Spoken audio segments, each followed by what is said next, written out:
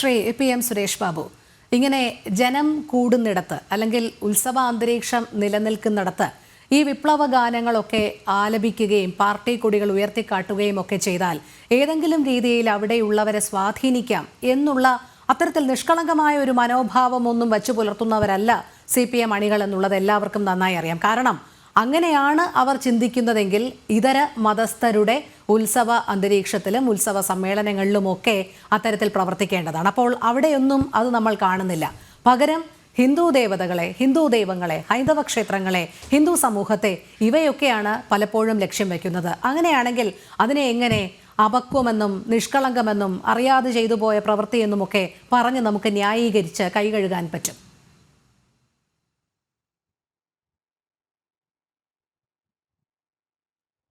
ഞാൻ ഈ ചർച്ചയിൽ ഞാൻ രണ്ടുപേരും ശ്രീ RV ബാബു എനിക്ക് നേരത്തെ പരിചയമുള്ള ആളാണ്.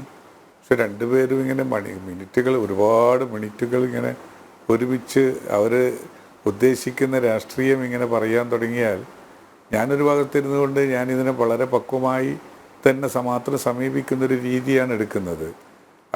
ധാരാളം അവസരങ്ങൾ അവർക്ക് അവരുടേതായ രാഷ്ട്രീയ സാമൂഹ്യ ചിന്തയെ ജനങ്ങളിലേക്ക് എത്തിക്കാൻ കഴിയുന്നൊരവസരം ഉണ്ടല്ലോ. ഞാനത് പറഞ്ഞെന്ന് മാത്രമേ ഉള്ളൂ. That is their prerogative. Anchor എന്നുള്ള നിലയിൽ അങ്ങയുടെയും ശ്രദ്ധയുണ്ടാകണമെന്ന നിലയ്ക്ക് ഞാൻ പറഞ്ഞെന്ന് മാത്രമേ ഉള്ളൂ.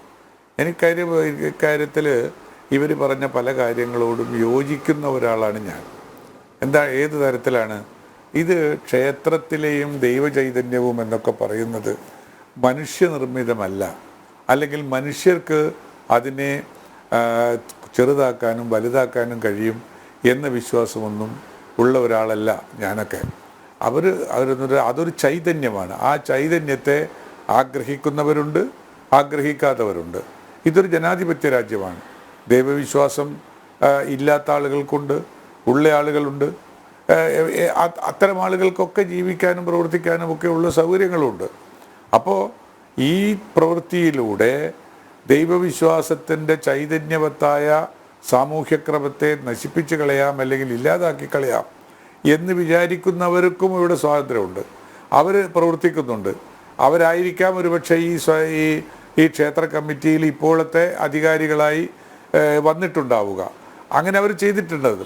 പക്ഷേ 10,000-കണക്കിന് ക്ഷേത്രങ്ങളുള്ള ഈ കേരള സംസ്ഥാനത്ത് ഒരു ക്ഷേത്രത്തിൽ അല്ലെങ്കിൽ 2 ക്ഷേത്രത്തിൽ അവിടുത്തെ അപക്വമായ രാഷ്ട്രീയ ചിന്ത കൊണ്ട് ഇതൊക്കെ വളരെ എളുപ്പത്തിൽ ചുളുവിൽ ഈ കമ്മ്യൂണിസ്റ്റ് ആക്കി കളയാം, കോൺഗ്രസ് ആക്കി കളയാം എന്നൊക്കെ വിചാരിക്കുന്ന ഒരു രാഷ്ട്രീയ സമീപനം ഉള്ളതുകൊണ്ട് അവർ വിഡ്ഢികളാവുക, അവർ ഒന്നിനും കൊള്ളാത്തവരാവുക എന്നുള്ളതിൽ കവിഞ്ഞ് ഒന്നും സംഭവിക്കാനിടയില്ല എന്ന് തന്നെയാണ് എൻ്റെ അഭിപ്രായം.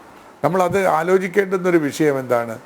ഇത് പൊതുജന സമക്ഷത്തിൽ ആ പ്രത്യേക ഏരിയയിൽ കൊണ്ടുപോയി ജനങ്ങളോട്, അവിടുത്തെ ക്ഷേത്രവിശ്വാസികളോട് പ്രചാരണം നടത്തി പറയുക, ഈ ക്ഷേത്രാങ്കണം ഇത്തരം ഗാനാലാപനങ്ങൾക്ക്, ഇത്തരം നാടകങ്ങൾക്ക് ഉപയോഗിക്കുന്നത് ഒരു ക്ഷേത്ര ചൈതന്യത്തിന് വിരുദ്ധമായൊരു സമീപനമാണ് എന്ന നാട്ടിലെ ജനങ്ങളോട് പറഞ്ഞു കൊടുത്താൽ അത് ഉൾക്കൊള്ളാൻ കഴിയുന്നവരായിരിക്കും ധാരാളം ആളുകൾ എന്ന് തന്നെയാണ് ഞാൻ വിശ്വസിക്കുന്നത്.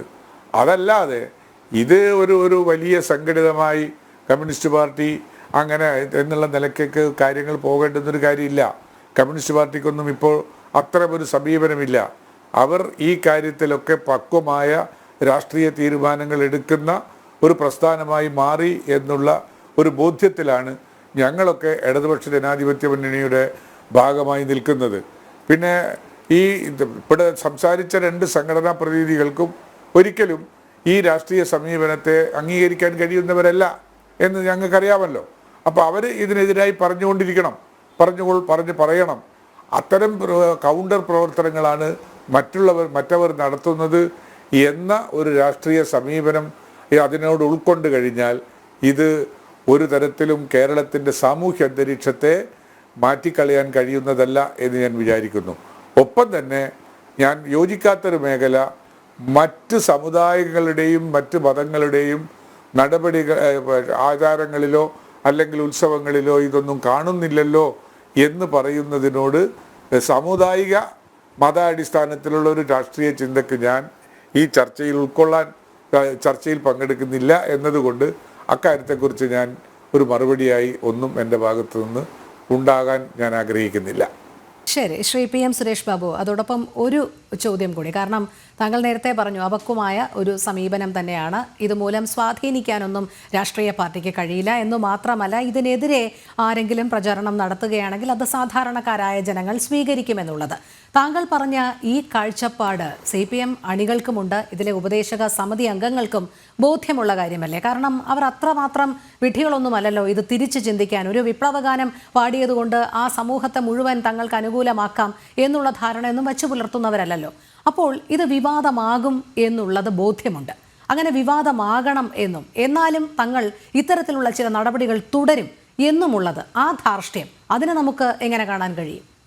അല്ല, അത് അതിൻ്റെതായ ഡയറക്റ്റായിട്ടുള്ളൊരു ഉത്തരം എന്ന് പറയുന്നത് അത് ആ പ്രദേശത്തെ ഒരു രാഷ്ട്രീയ ചിന്തയുടെ മാത്രം, രാഷ്ട്രീയ ചിന്ത എന്ന് എനിക്ക് അതിനെക്കുറിച്ച് പറഞ്ഞുകൂടാ, ആ ആളുകളുടെ ഒരു കുടിലമായ ചിന്തയുടെ ഭാഗമായി ഉണ്ടായ ഒരു സംഗതിയായിട്ട് മാത്രം അതിനെ കണ്ടാൽ മതി. ആ ഒരു ധാർഷ്ട്യം പ്രദേശത്തെ സംബന്ധിച്ചിടത്തോളം ധാർഷ്ട്യം ഉണ്ടാകാം ഉള്ള സാധ്യതയൊക്കെ ഞാൻ കാണുന്നുണ്ട്. അതല്ലാതെ ഒരു പാർട്ടിയുടെ ദാക്ഷ്യമായി അതിനെ ചിത്രീകരിക്കുന്നത് ഒരിക്കലും ശരിയല്ല.